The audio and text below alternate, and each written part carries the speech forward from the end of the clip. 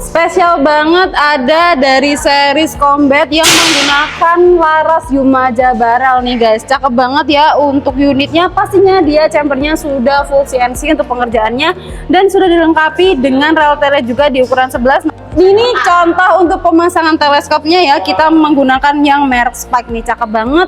Dan juga untuk poppernya ini popper piton dan bisa dimaju mundurkan nih guys. Untuk tabungnya kapasitas 500 cc berbahan duralium, main aman di 2500 PSI dan harganya terjangkau banget di harga Rp3.500.000 aja. Kalian bisa bawa pulang unit beserta kelengkapannya.